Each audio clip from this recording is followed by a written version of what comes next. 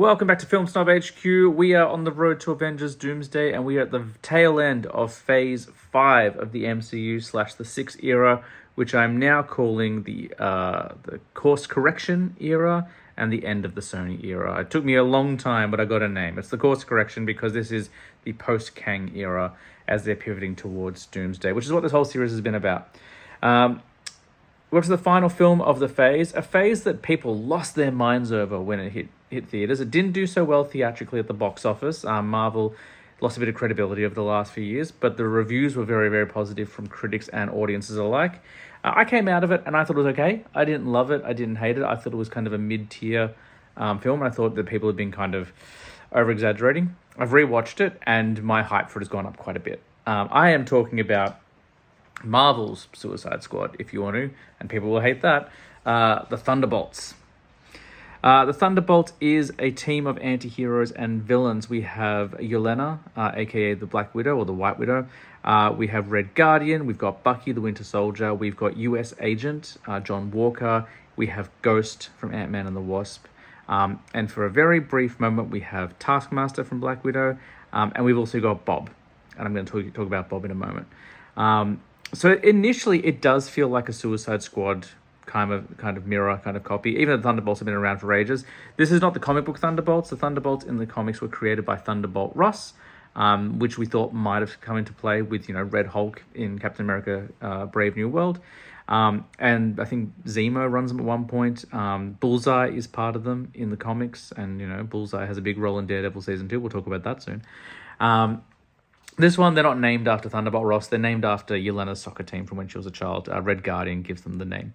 So the first act really feels like a Suicide Squad kind of cover, kind of copy, where they're all kind of brought together, hired by Valentina Allegra de Fontaine, played by Julia Louis-Dreyfus, who, this is her best role in the Marvel Universe so far. I liked her little cameos and appearances previously, but giving her a meaty role as the evil Nick Fury, I really like that. She's great in this one.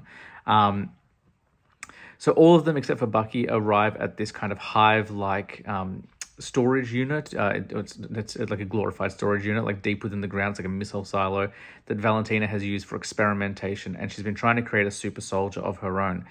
She talks about it. She's at Congress. They're trying to impeach her as the head of CIA because they don't trust her. And they accuse her of experimentation. And she tells them, look, the Avengers aren't coming. There are no Avengers. In Brave New World, Thunderbolt Ross asked Sam Wilson to reassemble the Avengers, but there have been no Avengers for some time. And she's saying, we need them. We need something to come and save us. And it turns out there is one super soldier she created that worked. Bob, who is the Sentry. Now, if you know the comics at all, Sentry is basically Marvel's Superman. He's invincible. He can fly. But he's also plagued with a darker side called the Void. And when the Void takes over, it's all the powers of the Sentry, but not good. Not good at all. So the first kind of 2/3 of the film is really assembling them together, getting them to work together, and getting Bob to unlock his superpowers. And then the final act is them coming against Bob. And there's some really wonderful moments in that third act in particular, before they enter the Void. They're in New York, they're saving people, there's destruction everywhere, and it's really nice to see these villains and anti-heroes do heroic acts. Even Bucky, I was thinking about it watching this time, I hadn't thought about it.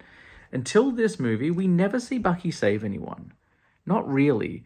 In Winter Soldier, he's a villain. In Civil War, he's still dealing with the mind control. In Falcon and the Winter Soldier, he's going through therapy. But this is the first movie where he gets to be truly heroic, not just fight people, but save people. And there's something really quite nice about that. It's really nice to see his arc come full circle. There's a wonderful moment, the truly devastating moment in this theater for me was when Red Guardian saves a little girl. There's this huge piece of concrete falling. He dives underneath it and saves her, and then the Void just snaps her out of existence with a blink of the eye, and you're like, oh my god, like no one is safe. The reason why people dug this film so much, and I will give it full credit, is it really tackles mental health issues. All of these characters are broken in some way or other, whether they're experimented on, they were abused, they were brainwashed, they were tortured, they were given false hope, they've had addiction issues. Like, all these characters are hugely flawed, broken individuals, and when they enter the Void, they don't resolve the conflict with a fight, but with a hug, and there's something really lovely about that. And then, of course, the big asterisk at the end, where the reveal is that the Thunderbolts are now the new Avengers, which leads to two really wonderful post-credit sequences. The first one being Red Guardian harassing some poor woman trying to buy cereal, pointing out that his photo's on the box of Wheaties. And then, of course, the post-credit sequence right at the very end.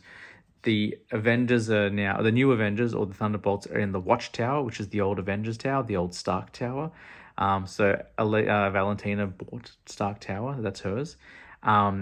And they're in a court, like a litigation battle with Sam Wilson because he's trademarked the Avengers name and they want to be the Avengers because they were told, they were the new Avengers. And then we see, of course, the Fantastic Four spaceship coming through into the atmosphere, and that's how we leave and that's how we set up Doomsday. In terms of, before we get to returning characters, I think they're all going to play quite a pivotal role in Avengers Doomsday. I think, just like in the first Avengers, how Thor and Cap and Iron Man had a fight before they were friends. I think there's going to be some contention between the new Avengers and Sam Wilson's Avengers before they unite to try and fight Doom. I think the Void, or essentially the Void, are going to be a huge part of exposing Doom's origins. We haven't had any Doctor Doom origins thus far. And I think, the Void can show people's history. We see Valentina's origins. We see what happened to John Walker after he lost the Cap shield and stuff like that. I think that's going to be how they give us Doom's origin story through the Void. That makes the most sense to me. In terms of returning characters, they're all coming back. I don't know whether Valentina's coming back. She must come for at least a little bit, even if it's just to send the Thunderbolts out. But this whole team is playing a huge role in Doomsday. They're going to be one of the major teams. The four teams, from what I understand, are the Avengers, the new Avengers, the Fantastic Four, and it seems like Shuri and the Wakandans, the fourth team. There's probably someone else that I'm missing, but anyway, really wonderful film. I liked it the first time. I really, really loved it the second time I watched it. Definitely worth your time. If you haven't checked it out, go and watch it. We talked about returning characters, so all I need to let you know is the next thing we're going to watch that we're talking about is the final chapter of Phase 5, Ironheart.